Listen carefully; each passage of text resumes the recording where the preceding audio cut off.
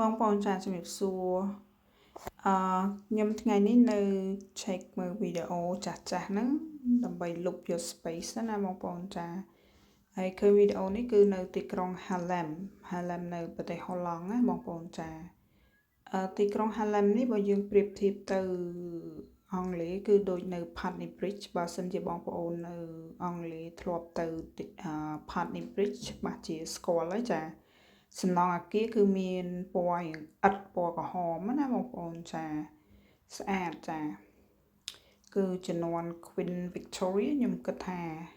ឥដ្ឋពណ៌ក្រហមហ្នឹងហើយឥដ្ឋពណ៌សគឺ King George ចា